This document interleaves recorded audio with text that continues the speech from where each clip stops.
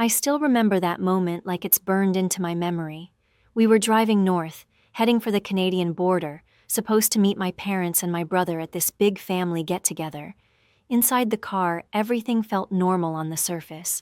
The thermos of coffee Paul had filled before we left, the kids' backpacks stuffed with snacks and toys, a box of gifts for my nieces and nephews, and that red duffel bag my dad had handed me that morning with a casual smile, saying it didn't fit in their car.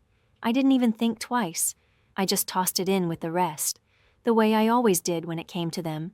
And then out of nowhere, Paul said, in this low, steady voice that made my skin crawl, "Turn around." At first, I thought I misheard him, because he never spoke like that unless something was very, very wrong. I glanced over and asked what he meant, hoping maybe he was joking. But Paul wasn't joking. He was staring straight ahead, eyes locked on the empty road, his jaw tight. He whispered it again, like he was afraid someone could hear us even inside the car. That's when I knew this wasn't just nerves, this was serious. My husband is the calmest man I know. The type who'll fix a broken pipe at midnight without complaining or put out a kitchen fire without raising his voice. If he told me to turn around, I wasn't going to argue. I gripped the wheel, nodded once, and eased off the gas. We shot past the exit, and I cut across the line, spinning us back the other way. Normally, I'd never do something that reckless, but my heart was pounding so hard it felt like it was trying to break out of my chest, and I didn't care. The road was nearly empty, the sky low and gray, the kind that makes you feel like a storm is about to swallow you whole. The kids barely noticed. Michael, my oldest, was tapping at his tablet like he didn't have a care in the world, though I caught him sneaking looks at us in the rearview mirror. Daniel had dozed off, clutching the little plastic dinosaur we'd picked up at a gas station, and sweet Grace was humming some silly tune, swinging her little feet in the car seat like nothing in the world could go wrong. Their innocence made the tension between me and Paul feel even sharper, like we were trapped inside a bubble they couldn't see. And then I remembered my dad's face that morning when he gave me that bag, the way his eyes had flickered, almost too calm, too final. Back then, I brushed it off, because that's what I always did. Our neighbor Linda had waved from her porch, calling out, "Have fun, you lucky folks," and I had waved back, pretending we were just a happy family off to visit relatives. But deep down, I had that same sinking feeling I'd carried all my life around my parents, like something heavy was waiting to drop. And now, with Paul's voice still echoing in my head, I realized this time it really had. Grace was mumbling in the back, complaining in that half-singing, half-whining way little kids do, because Michael had taken up too much of the seat. Daniel had drifted into one of those heavy, messy naps, his head tilted to the side, his mouth wide open with a sticky piece of candy glued to his cheek. It should have been funny, the kind of thing you snap a picture of to tease him about later, but I couldn't even smile. My throat was too dry. I stared at Paul and whispered, "You have to tell me. What's going on?" He drew in a long breath, the kind that rattles a little, then let it out so slowly it felt like the air itself got heavier inside the car. He shook his head without looking at me, eyes locked on the road like he was afraid it might disappear if he blinked. His whole body was tight, his shoulders pulled up, his hands clenched on his knees. "Not yet," he said softly. "Just keep driving, farther away from here." His voice trembled, and I realized with a jolt that he was scared. My husband never showed fear, not like this. I knew that look on his face, though. I had seen it a handful of times in all our years together. The day Daniel was born, and the doctor rushed him out of the room because he wasn't breathing right. The night Michael spiked a fever so high his skin burned to the touch. That mix of terror and control, like he was bracing himself against an invisible wall. That was the look he wore now, and it chilled me to my core. From the back seat, I heard Michael's small, cautious voice. "Mom?" "We're going the wrong way." It cracked the silence like a stone through glass. I swallowed and answered automatically. "We forgot something, honey." I don't even know where those words came from, but they came out flat and unconvincing. Grace piped up immediately. "What? Juice?" Her little voice was so matter-of-fact it almost broke me. I couldn't answer. My lips wouldn't move.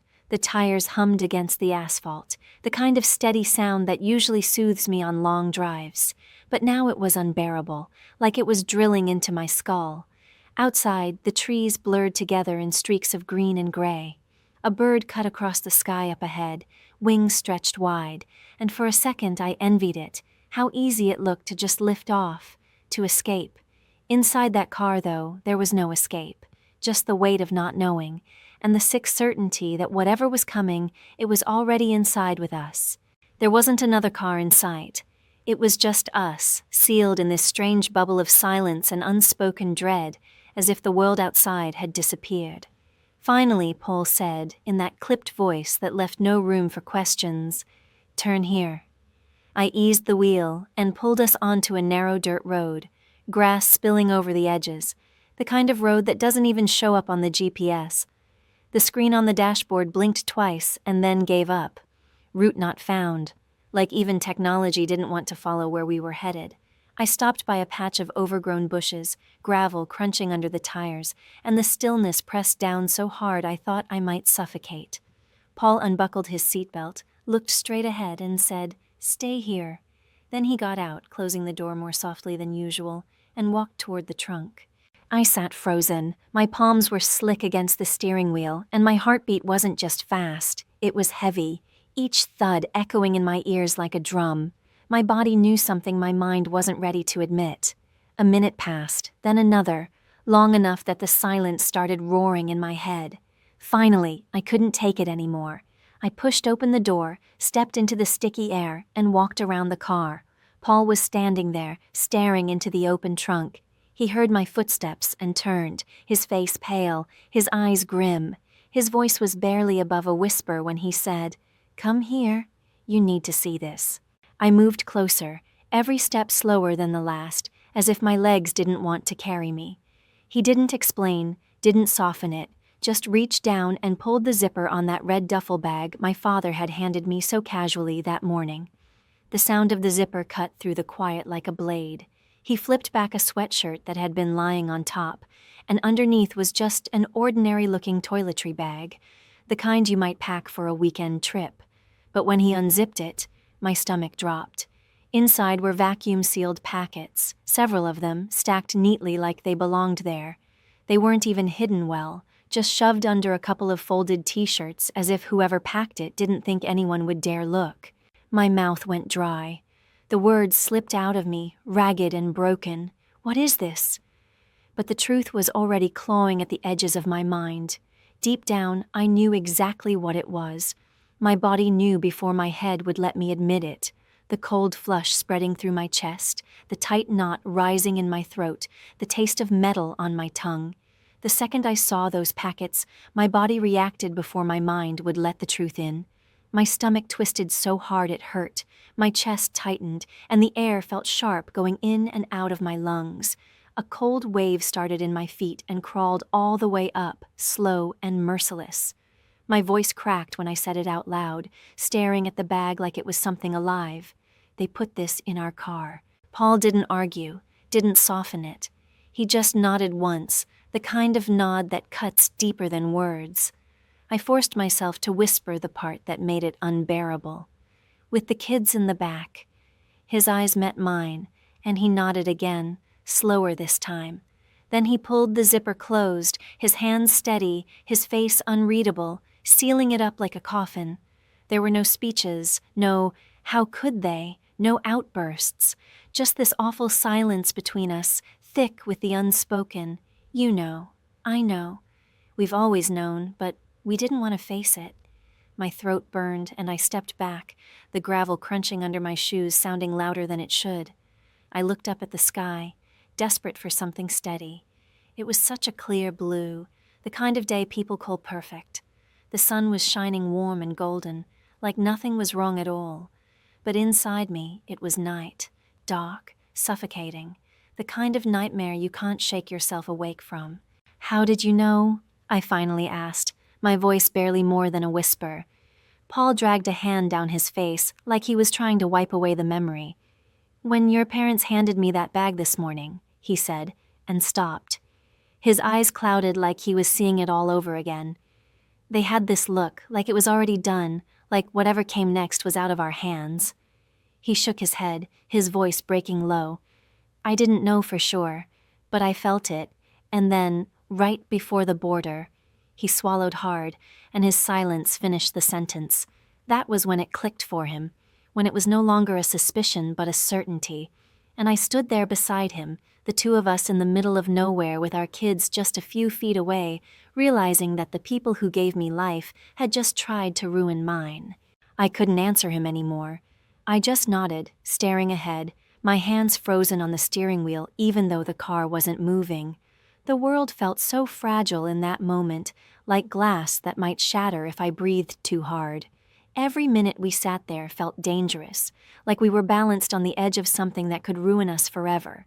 I knew if I hesitated too long, if I let fear pin me down, everything could collapse. Paul kept his eyes on the window, silent and rigid, and behind us the kids were back to their cartoons, their little voices drifting into laughter. Thank God they didn't feel it yet. Thank God they were still safe in their bubble. Inside me, though, everything was burning. I couldn't stop the storm in my head. How could my parents do this? How could they slide something so poisonous, so illegal, into the trunk of our car with their own grandchildren strapped into the back seat? How could they smile at us from the porch, wave goodbye, blow kisses, while knowing full well they had just handed us a time bomb?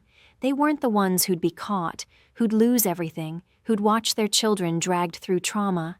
It would have been us, me. And the truth that settled deep in my gut was worse than anger. This wasn't an accident. It wasn't carelessness. It was a choice. A cold, deliberate calculation. I pulled us back onto the pavement, not even knowing where I was heading, just needing to get away. Away from the border, away from the highway, away from the weight of their betrayal pressing against my chest. The hum of the tires on the road was steady, almost hypnotic, but inside me my thoughts were jagged, splintered. Fear was boiling into rage, and rage was pulling me backward through time, showing me pictures I thought I'd buried. Old scenes began flashing in my mind like slides from a projector.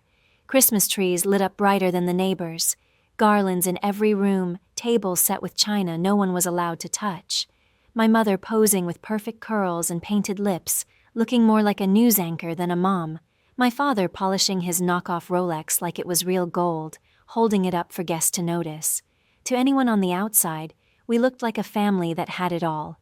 New furniture, the best gadgets, the right clothes, the picture-perfect smiles. But I remember what outsiders didn't see. The empty refrigerator, the stacks of unpaid utility bills shoved into drawers. The heat turned off in the dead of winter, my brother and I huddling under blankets while my parents acted like nothing was wrong. That was my childhood, and back then I thought it was normal. I thought every family lived with that split, the shining mask for the world and the cracks behind closed doors. Only now, with the sun blinding me through the windshield and my heart pounding out of rhythm, I finally understood. It hadn't been a normal childhood at all. It had been training. Survival lessons disguised as family life. My parents didn't raise me to love. They raised me to endure, to cover up, to carry their secrets. And now they had gone further than ever before. The heat got shut off more than once. Sometimes it was the gas, sometimes the electricity. My dad would vanish on business trips that never seemed to add up, and my mom would snap, yelling that we were in her way, that we were draining the life out of her. I grew up thinking that was just how families worked, the cycles of charm and collapse, the show on the outside and the cracks nobody else was supposed to see. But years later, when I started meeting other people's families, I realized how different ours really was. Other families just lived. They fought, sure, but it was real, messy and honest. We lived as if everything was perfect, as if we were successful, as if we were bound together by love. It was all smoke and mirrors. And in the middle of that play acting, there was always my younger brother, Dylan, the golden boy. Dylan was sunshine when he wanted to be, always cracking jokes, always smiling, always the center of attention. Teachers called him charming. Relatives pinched his cheeks at family gatherings. But the truth was, He burned through every chance he was given. He dropped out of community college, tried again at a state school, and failed there too. He started one little business after another, each ending in debts and broken promises. He married young, but his wife left when she realized he had no intention of ever holding down a real job. None of that mattered to my parents. To them, Dylan was misunderstood. Too free-spirited for the system, as Mom liked to say. Dad would shrug, pat him on the back, and promise that things would turn around. And while they excused him over and over, someone had to keep the bills paid, someone had to make sure the Wi-Fi was working, the car was insured, the lights stayed on. That someone was me. I was the reliable one, the serious one, the daughter who never said no, who always picked up the slack. I was the one wiring money when Dylan's credit card got cut off. The one Mom called to handle things whenever Dad didn't feel like dealing with paperwork. I can still remember sitting at my kitchen table at midnight with a stack of their insurance forms spread out in front of me while Paul slept in the other room, wondering why in the world I kept doing it. And yet I always did. Because deep down, I believed if I was responsible enough, dependable enough, maybe one day they'd see me as more than just the backup plan. Even when Dylan wrecked somebody else's car in an accident, they called me first. Not him, not a lawyer, not even their insurance agent. Me. My mom's voice was always the same, almost sweet, like she was asking me to pick up milk on my way home. "Rachel, you always know how to fix things. Could you help us, please?" And of course, I helped. I paid, I called, I cleaned it up. Because I believed that was what daughters were supposed to do. Because if I didn't, if I dared to draw a line, I was made to feel like I was cold, selfish, unloving.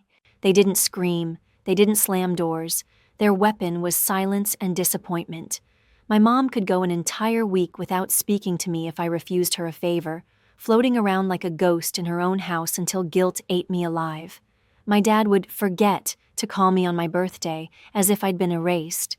Dylan would text something sharp, cruel in its simplicity. "Guess you don't have a heart after all." And it always worked. It wore me down. I'd cave, smooth things over, pay the bill, sign the paperwork, send the money. Anything to end the suffocating chill of being shut out by my own family. But that summer, something shifted. For the first time in my life, I said no. Dylan called, full of charm, asking if I'd cover tuition for his son's private school. Not a necessity, not food, not medicine, but private school. I took a breath and told him the truth. We've got 3 kids of our own. Paul's paycheck and my freelance work barely cover what we need. We can't afford private school for our kids, let alone yours. I'm sorry, but I can't. My hands were shaking as I said it, like I was breaking some sacred rule. The silence that followed was sharp as glass. When my mom finally spoke, her voice was cool, clipped. "Of course. You live by your rules." That was it. No yelling, no argument, just a sentence meant to cut me down. And then nothing. No calls, no texts, no birthday reminders, weeks of empty space where my family used to be. Then, just as suddenly, they turned warm again, like nothing had happened. My mom called, chirping about how excited she was to see us at the reunion. My dad sent me a detailed list of who was bringing what, like we were all part of some cheerful team. They welcomed us back into the fold as if the freeze-out had never existed. And that morning when we loaded up the car for the trip, they pressed that red duffel bag into my hands. My dad's smile was casual, almost careless. "It won't fit in our car, but you've got the SUV. Just toss it in your trunk." And without thinking, I did. That red duffel bag. My dad had handed it over so casually, smiling like it was nothing. "It won't fit in our car, but you've got the SUV. Toss it in your trunk." His voice was light, easy, like he was asking me to carry a cake or a casserole. And I didn't even ask what was inside. I just took it. Because they were my parents. Because some part of me still wanted to believe they couldn't possibly hurt me. Couldn't possibly hurt my kids. As we turned off the main road, Paul finally broke the silence. His voice was low, but steady. "How many more times are we going to walk into their traps? How many more times are we going to tell ourselves they won't cross the line again? I didn't answer. I couldn't. Because he was right. Deep down, I had always lived with this tiny hope that if I just kept being the good daughter, responsible, patient, accommodating, one day they would see me. One day they'd love me for who I was, not for what I could fix or carry. But sitting there with our 3 kids in the back seat, chewing gum and watching cartoons, and knowing what had just been hidden in that bag behind them, I couldn't lie to myself anymore. This wasn't a mistake. It wasn't an oversight. It was a choice. And it was a choice made against us. I guided the car back toward the highway, the wheel slick under my palms. The sun was slipping lower, bleeding orange across the sky, but inside the SUV it was stifling, thick with heat and fear. Every mile forward felt heavy, like dragging chains. I kept my eyes on the road, but inside I was unraveling. For the first time in my life, I stopped waiting for them to change. I saw it clearly now. They never would. Paul and I didn't speak. The silence between us was thick, charged, almost buzzing. It wasn't the silence of peace. It was the silence of 2 people holding too much, trying not to let it spill over. I could feel the anger rising inside me, sharp and hot. Not at him. Never at him. At myself for being blind. At them for pushing us here. In the back seat, the kids were loud again, their little world untouched by what had just cracked ours open. Michael was rattling off dinosaur facts to Daniel, his voice animated, while Daniel nodded like he understood every word. Grace was singing some nonsense song about a bunny and a carrot, swaying her tiny head side to side. Their laughter should have been sweet, but my hands were trembling so hard on the wheel that I could barely keep us straight. "Where are we going?" I finally asked, my throat tight. "Home?" Paul shook his head. "We have to give this back. In person." His tone was steady, but the words made my stomach twist. I could barely breathe when I asked, "You mean, to them?" My voice cracked on the last word. That's when he turned to me, his eyes steady and unflinching. "Rachel," he said softly but firmly, "this isn't just a bag, it's a statement. If we keep it, even for an hour, they'll twist it. They'll say we knew, that we agreed. And if we take it to the police, they'll say we betrayed them, set them up. Either way, they'll poison the story. The only thing we can do is give it back, quietly, and walk away." I bit my lip until I tasted blood, because I knew he was right. He was always right about these things. But knowing it didn't make it hurt any less. It didn't stop the shame that curled tight in my chest, or the grief of realizing just how far my own parents were willing to go. By the time we turned onto our street, the sky had gone dark, and the weight of what we had to do pressed heavier with every mile. The kids were restless in the back seat, yawning and whining the way children always do when the day runs too long. I suggested we stop at the store for milk and bananas, pretending it was for them, but the truth was I needed an excuse to step away. Paul stayed in the car while I walked inside, and instead of shopping, I found myself standing in the middle of an aisle, staring blankly at shelves of cereal and jars of peanut butter. For a few precious minutes, I wasn't a daughter or a wife or a mother. I was just a woman trying to stop her hands from shaking, trying to catch her breath in the fluorescent silence of a grocery store. When I finally returned, Paul was checking the kids through the rearview mirror, his eyes sharp, his face lined with exhaustion. The children had settled into a fragile calm, half asleep, with their small bodies slumped against each other. Paul looked up at me, and for the first time all day, his mouth curved into the slightest smile. It wasn't joy, it wasn't even relief, but it was enough to remind me that we were still in this together, that no matter how heavy this burden was, it wasn't mine alone to carry.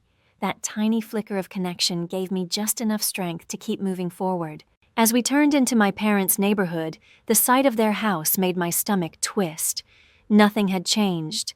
The lawn was clipped to perfection, the flower beds decorated with their little gnome statues, the windows glowing with warm yellow light. It was the same house I had grown up in, the same one that played at being a sanctuary while hiding all its sharp edges. From the outside, it looked safe, welcoming even, but I knew better now.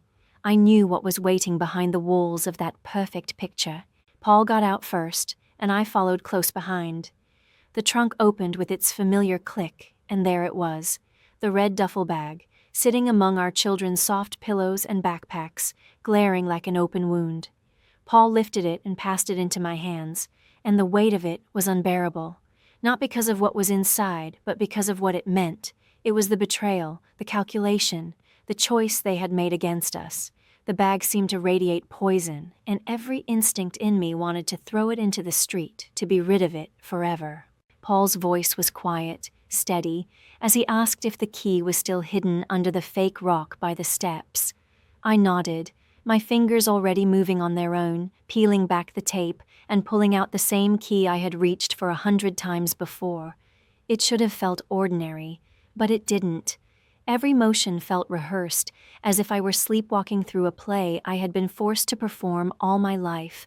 Paul looked at me again and asked if I was ready. My mouth said yes, but inside my chest, everything screamed no, because nothing about what we were about to do felt like resolution. It felt like walking into a war I had spent my entire life trying to avoid. When Paul unlocked the door, the familiar smell hit me all at once.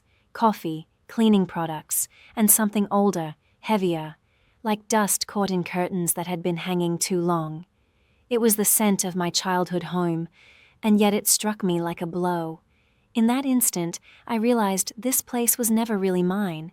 It had never been safe, never been a refuge. I had just spent years pretending it was. We carried the bag only as far as the hallway. We didn't hide it under the stairs or slide it into a closet. We set it right there, in plain sight on the floor, where they couldn't miss it. It wasn't luggage anymore. It was a message. A mark left behind, clear as a period at the end of a sentence. Paul turned the key in the lock without a word, sealing the house back up, and just like that we stepped away. No confrontation, no explanation, just silence, heavy and final. Back in the car, the quiet followed us like a shadow. Paul's voice broke through only once, calm but resolute. "They'll understand." I nodded, staring at the road ahead. Yes, but they'll never admit it. And that was the truth. It didn't matter anymore. Whether they admitted it or not, the choice had been made. We drove home without speaking again, the children already drifting into sleep in the back seat, unaware of the line we had just crossed. Later that night, after the kids were tucked into bed, I sat on the edge of ours with my knees pulled to my chest. Paul lay beside me, scrolling through his phone, the blue light flickering against his tired face. The silence in our apartment wasn't peaceful. It was suffocating, full of all the words neither of us dared to say. Then the sound of my ringtone cut through it, sharp and jarring. Paul looked up. "Who is it?" he asked, not moving. I glanced at the screen and felt my stomach knot. "Mom." He didn't hesitate. "Don't answer," he said firmly, his eyes steady on mine. But I pressed the green button anyway, and my mother's voice spilled into the room, unnaturally bright, overly cheerful, as if nothing had happened at all. "Rachel, oh, thank God, we were so worried when you left like that." And in that moment, I knew the performance wasn't over. It never really was with her. Her voice came through the line too bright, too sweet, like she was performing for an audience. "Oh, thank God. We were so worried when you disappeared like that. What happened? Is everything all right?" I felt my jaw clench.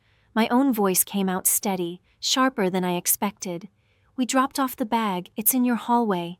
There was the slightest pause, and then she stammered, "The bag?" "Oh, yes. Thank you for stopping by." Her tone cracked for half a second before smoothing over. That was her way. Adjust, pivot, pretend. But something inside me snapped. "If it was that important," I cut in, "you should have carried it yourselves. You don't hand something like that to us." The line went quiet, just long enough for me to hear her inhale. When she spoke again, her voice was softer, cautious, as if she was choosing every word. "Rachel, you must be mistaken. You've misunderstood. There was nothing like that in the bag." And that was it, the old script, the gaslight, the denial. But this time I didn't let it play out. My voice stayed calm, but firm. "We're not talking about this again. Don't call me, don't come by, don't write, we're done." She tried one last time, but sweetheart, I didn't let her finish. My thumb pressed the red button, and the call ended.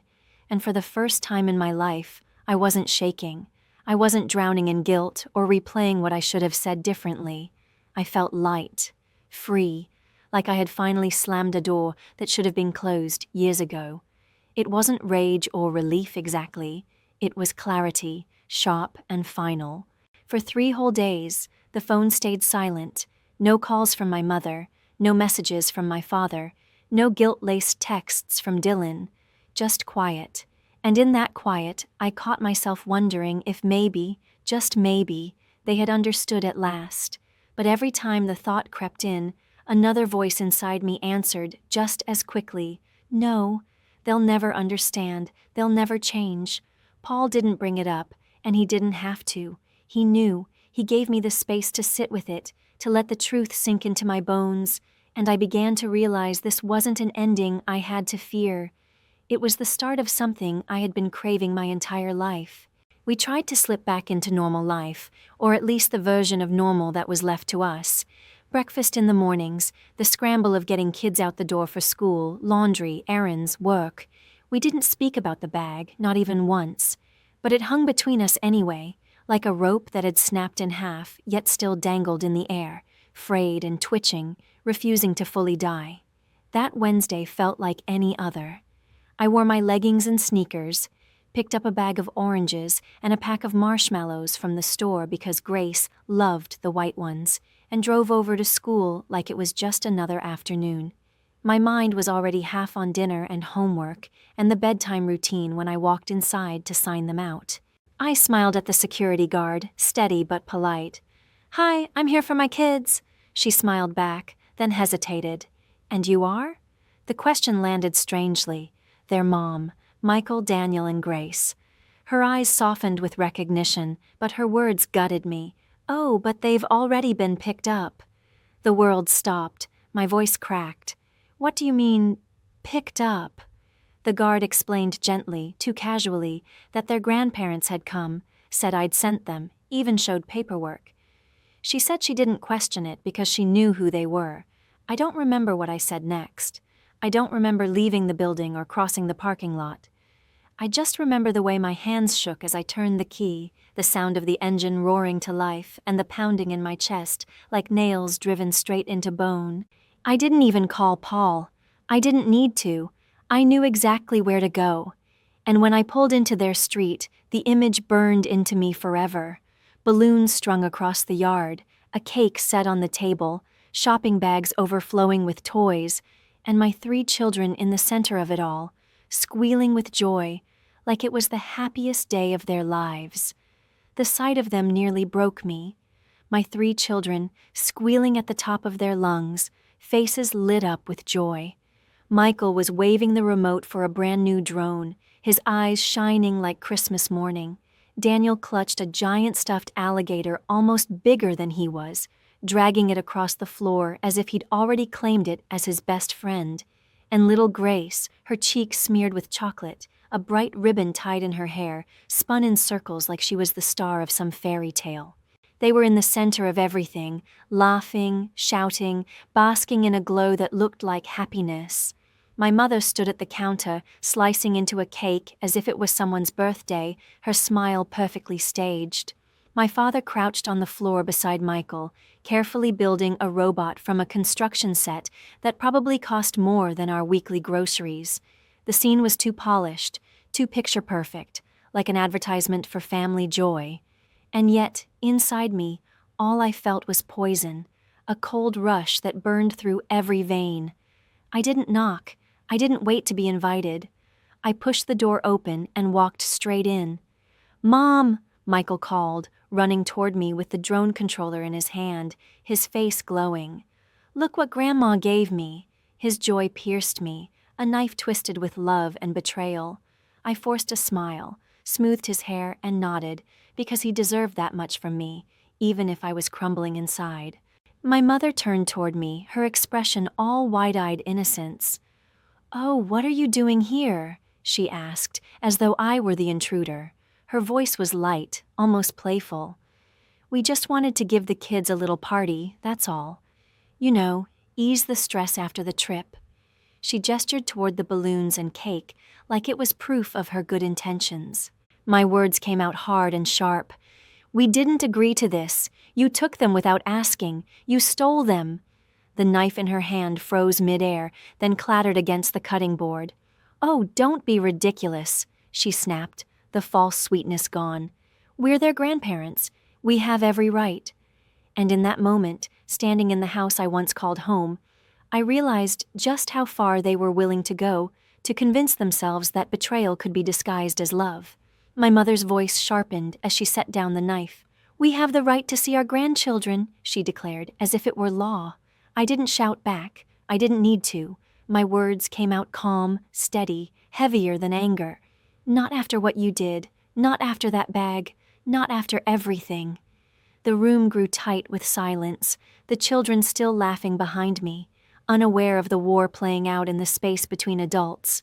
My father rose slowly from the floor, brushing his hands against his pants, as though he were just finished with some harmless chore. We only wanted the best for them, he said. We gave them a party, made them happy. His tone carried the same self-righteous edge it always did, the suggestion that I was ungrateful, unkind, blind to their generosity. I locked eyes with him and answered flatly, You don't get to decide what's best anymore. My mother stepped closer, her smile stretched thin, brittle at the edges. Rachel, she whispered like she was soothing a child, look at them. They love us. Can't you see how happy they are? Her eyes flicked toward my kids as they tore into candy and toys. I felt heat rise in my chest. They're happy because you told them yes for once, because you drowned them in sugar and gifts. That isn't love. That's manipulation dressed up as kindness. Her mouth opened, ready with another excuse, but I cut her off before the performance could start again. We're leaving. My voice sliced the air, sharp and final. My mother's face twitched with panic. Wait, let them finish playing at least, she pleaded, reaching out as though she could hold me there with guilt. But I turned my back to her and faced my children. Time to go, I told them gently. Pack up your things. You can take your new toys too. Michael froze mid-step, turning toward me, his eyes searching. But Grandma said you'd say no, he whispered, almost confused. That cut deeper than anything else. The seed she had already planted in him, turning me into the villain in my own child's eyes. I straightened my shoulders, met his gaze, and said firmly, Take them. Take whatever you want. But we're going home now. We were leaving. That much I knew. As the kids gathered their things, I heard my mother hiss under her breath, her eyes sharp and venomous. They'll come back. They always come back. Her words slithered into the air, meant to curse me, to remind me of the pattern she believed I could never break. I didn't answer. I didn't need to. I just held her gaze for a long, steady moment, then turned and walked out with my children, slow and deliberate, every step carving the distance I'd needed for years. That night, when the house finally quieted and the kids were asleep, I sat upright in bed, staring at the ceiling, my chest heavy with thought. Paul sat beside me, typing on his laptop, his calm presence like an anchor in the storm. My voice broke the silence. We need to move, I said. No hesitation, no softening, just the truth. He didn't even flinch. I agree. It wasn't enough anymore to stop taking their calls. It wasn't enough to pretend they didn't exist. I needed them out of our lives completely, out of reach of my children, out of sight from the schools, the stores, the neighborhoods where we lived. I needed to breathe without fearing that a shadow from my past would step out and smile like nothing had ever happened. I can't do this halfway, I whispered. I don't want them anywhere near us again. Paul nodded slowly, his eyes steady on mine. You once mentioned Austin, he said. Your company has an office there, and your parents would never follow. He was right. Months ago, I had brushed the idea off, too afraid to take such a drastic step. But now, I wasn't afraid. I looked at him, and for the first time in a long time, I felt like I wasn't carrying this decision alone. "Then let's do it," I said, my voice calm, unshaken. "Let's make the move." No scenes, no warnings, just quiet preparation, starting tomorrow. The plan was already there, a transfer waiting, the paperwork half done, a future I had hesitated to claim. I took a deep breath, not of relief, but of resolve. For once, my choice was final, and it was mine. That was it. We weren't hiding anymore. We were leaving. No big announcements, no family goodbyes, no long explanations, just quiet packing, careful signatures on forms, and the determination to walk away.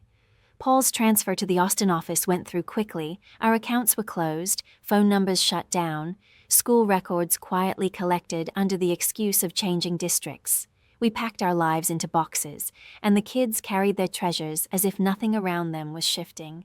Michael with his new crocodile tucked under one arm, Daniel clutching the robot kit, and Grace hugging the teddy bear my mother had given her. They didn't understand we were cutting ties, and that was fine. The only thing they needed to feel was that we were with them, and that was enough. Austin welcomed us with open skies and pine-scented air that smelled of something simple, ordinary, alive. Paul's parents helped us find an apartment, and within weeks we had a new school, new routines, new grocery stores where the clerk smiled because it was habit, not politeness. Everything felt softer there, slower, less calculated. People asked about the weather or the kids, not about where you'd been or who you belonged to. For the first time in years, I exhaled without feeling watched. 3 months slipped by quietly. The kids settled in, making friends, learning the rhythms of a new place. Paul looked younger, lighter somehow, his shoulders no longer carrying the constant edge of tension. And me. I started noticing little things I had forgotten to look for. The sound of cicadas at night, the way sunlight spilled across the kitchen table in the mornings, how laughter echoed differently when it wasn't forced. Our phones stayed silent.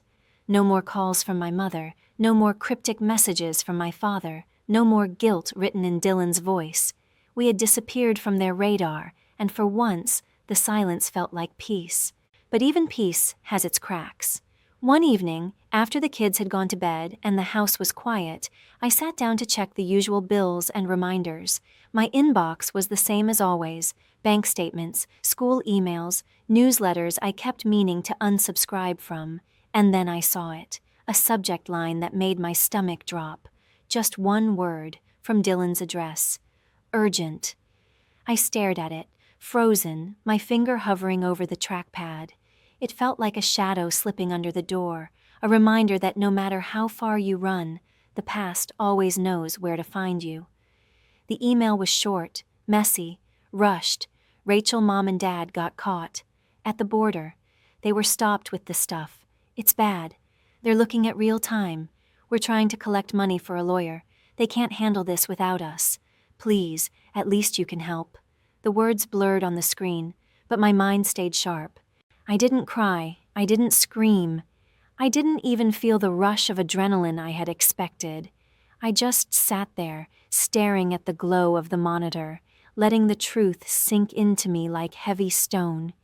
Then, with a calm I didn't recognize as my own, I clicked reply. My fingers typed slowly, deliberately, every letter clear. I already helped once. There won't be a second time. And then I pressed send. The news trickled back to me in pieces, through cousins, through old neighbors, through the quiet channels of family gossip. My parents were convicted, 4 years each. No headlines, no scandals splashed across the papers.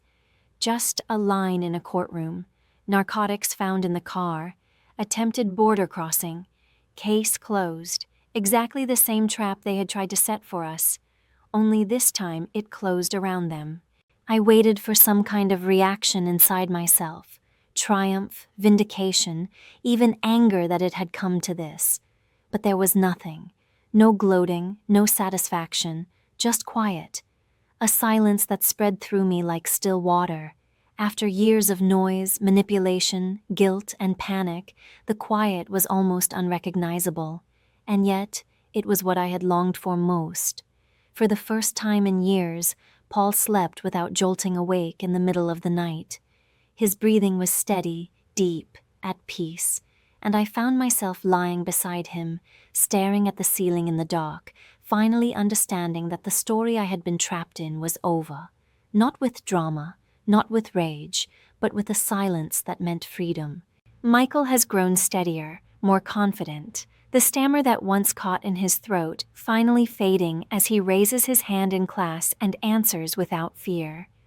Daniel spends hours bent over his sketches, quiet and focused, his drawings spreading across the kitchen table like windows into the way he sees the world. And Grace, my sweet Grace, laughs louder and more often, the kind of laugh that rolls through the house like sunshine. As for me, I don't check my phone with dread anymore. No more waiting for the next demand, the next guilt-soaked message, the next weight pressed onto my shoulders. Life has turned softer, lighter, even in its imperfections, but the past has a way of creeping in. Recently, another email came. A new address, a different signature, but I knew the voice. Dylan. His words were sharp, meant to cut. You turned your back on family. But blood is blood. You can't erase it. I closed the laptop without replying. Some doors don't need answers anymore. Instead, I carried my tea out to the porch and sat in the warm air. The children played in the grass, chasing each other in circles, their laughter rising above the hum of summer. Paul sat nearby with a folded newspaper in his hands, his face relaxed in a way I hadn't seen in years. The evening light fell soft across our little home, ordinary and perfect in its own quiet way. I looked at them, my husband, my children, the life we had fought for, and let the thought settle deep inside me. No, Dylan, I didn't turn my back on family. What I did was finally create one, my own, whole, flawed, real, and for the first time in my life, that was enough. If this story touched you, if you felt the weight of it or saw a piece of your own life reflected here, I'd love to hear from you. Leave me a comment and share your thoughts. Your voice matters. And if you want to hear more stories like this one, don't forget to hit that like button and subscribe. Every click, every word of support reminds me I'm not alone in telling these truths, and maybe you aren't alone in living them either.